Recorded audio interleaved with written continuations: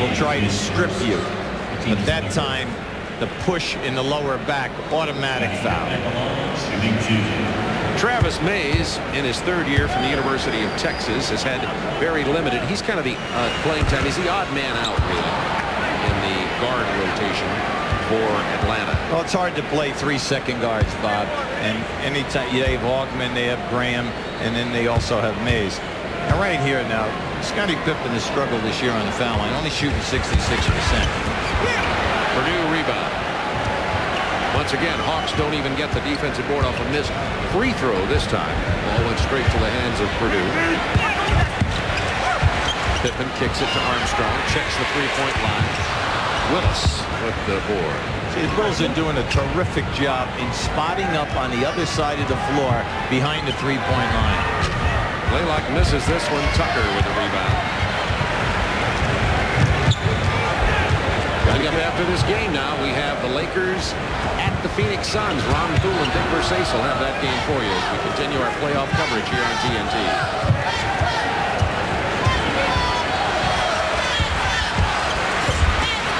Purdue with the offensive board. He's fouled. But the adjustment for game 2 is really quite easy. Okay? Get some defensive board. That's from a coaching standpoint, you do not even have to show them the entire film. You show the first quarter where the offense looked absolutely sensational, spacing, ball movement, and then before the fouls to Willis and Wilkins. Then you show them the second quarter, a part of it, and just show all this offensive rebounding, and that's the entire basketball game. Will Purdue, in only 10 minutes of playing time tonight, has 7 rebounds, 6 offensive boards. 7-foot, long arms, and he keeps his arms up high. He's always bodying you with his chest and his legs to get you underneath the backboard. Willis against Purdue. There's that spin move to the baseline. He's fouled. That's a body foul. So he loves that baseline spin. Horace Grant is staring at the referee right now, thinking that as he came from behind the backboard, he jumped into my chest. Now, if this was a close game, I think Horace Grant would be over, venting his feelings right now. Grant with 4 personal fouls now as Scott Williams gets set to check in for Chicago.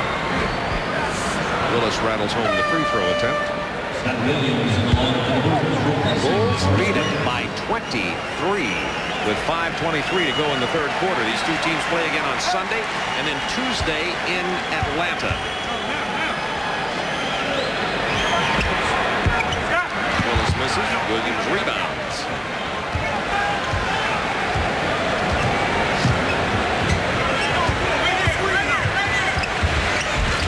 Pippen short arms it. Willis. Nice. Couldn't get it. Purdue kept it alive. Then the nice pass. And once again, offensive board domination by Chicago. We say it so often that it's probably a broken record, but it is the story of this game. Beautiful pass by Trent Tucker. For Willis, spinning inside. There's that double team. Got there in time. Scott Williams came over to protect the baseline. Bulls contest all shots as you're going to the rim. No doubt about it. That's why they're one of the premier defensive teams in this league for the last 5 years. Nice pass inside to Williams. Big jam for Scott Williams. Good interior passing from the Bulls big man, and it's 84-57. Dominique Wilkins gets the 3. The New York Knicks are really handling Indiana tonight. Most people think the Knicks and the Bulls would be on a collision course for the Eastern title. We're going to show you some bonus coverage of the Knicks and the Pacers coming up in a couple of minutes. They're playing at Madison Square Garden. Williams, the Bulls can do no wrong. All the front court people are all having a great game. Cartwright, Purdue, and then Scott Williams just putting it together. Playing, that was an elbow back. Knocked Purdue right down on the floor. 4 fouls on Willis. And let's go back to Ernie Johnson in Atlanta. All right, thank you, Bob Neal. You're witnessing the running of the Bulls in Chicago. Let's update you on the Knicks. And there you see him playing the Pacers at the Garden. Let's turn it over to Al Trautwig and John Andres. Madison Square Garden alive as the Knicks take a 16-point lead over the Indiana Pacers. It started as a 10-point lead in the first, up as high as 13 in the second, as high as 20 in the third, and now 14 points as the Knicks lead the Indiana Pacers as they have throughout. John Starks well off. Reggie Miller is there, met by LaSalle Thompson. George McLeod, quick look for Vern Fleming, and that's the kind of movement and vision on the floor that has been totally missing from Indiana's game tonight. Well, they spread that offense out so well accidentally, and the ball moved beautifully for them. Al Troutwig for Marv Albert, along with John Andres and Bruce Beck from Madison Square Garden. Doc Rivers breaks free and right over Reggie Miller. That's just a great move. I mean, he goes in with the right hand, his shooting hand, then realizes he's got to go left because of the defensive obstacle in front of him, and he does it perfectly. On a night when Patrick Ewing has not been able to exploit Rick Smits with only 13 points, Charles Smith has delivered 21. Vern Fleming is fouled in the lane. Doc Rivers has 15. And Ewing 13 complete the scoring trio leadership for the Knicks. Anthony Mason returns as Charles Smith hears it from the Garden. 15 points apiece for Vern Fleming and Reggie Miller for Indiana, and 11 for Rick Smits, who, like Dale Davis, is playing with 4 personal fouls. Vern Fleming to the line.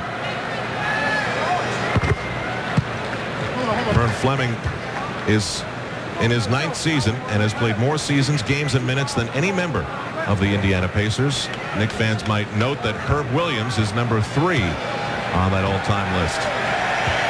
Vern Fleming also tops the Pacers NBA career charts in assists, steals, and he has been the quietest member of that franchise, considering his great contributions over the years, you know. I think if you asked around the NBA, not in Indianapolis, identify the player of the Indiana Pacers, I don't think people would say, Vern Fleming, you're right. Knicks have had great shooting throughout. They hit 9 of their first 10 in the opening quarter and have kept it going, not at that level, but well over 50%. Pacers running, as is their one. Fleming spins from Rivers. Rejected by Rivers. Oakley up the floor. Stolen back by McLeod. Miller for 3.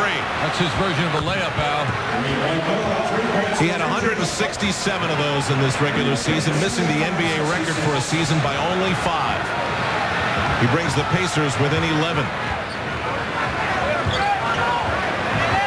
Ewing, quick look, intercept by LaSalle Thompson. Fleming, stolen by Rivers. He finds Mason. All alone is Oakley.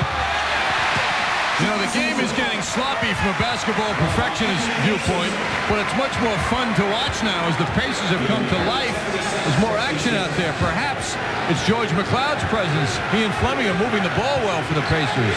We've just moved under 3 minutes, and the trademark chant of defense underway here at the Garden. Rick Smits. Starks battles with Fleming. He comes away with it. A lot of white shirts with him, and he goes all the way, pulling the ball up. Faked everybody out on that. It looked like an automatic pass. He kind of hesitated, looking to the people to his left, indicating pass, but no, it wasn't. He kept it.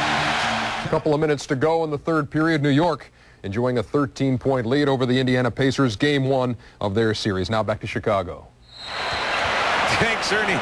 The reason the crowd is cheering so high here wasn't because the foul just got called, which is on Michael Jordan, his 3rd, but it was because of an incredible baseline backboard rattling dunk. Take a look. First the fake. Oh. Actually, Jordan is so good he doesn't rattle the backboard. No. While we are away, the complexion of this game has not changed a bit. Absolutely. 90-64 Bulls, 109 to go third quarter. You see it is a laugher. Michael Jordan and the Bulls can do no wrong tonight. Their intensity level has been tremendous. Everything from defense to offensive boards, shooting percentage, transition defense, ball movement, you name it, they've done it. 25-point lead over the Atlanta Hawks with a minute to go in the third quarter. Timeout. Chicago. So Bob Weiss with a conversation with his Atlanta Hawks as Michael Jordan will get a brief respite. Hawks 65, and the Bulls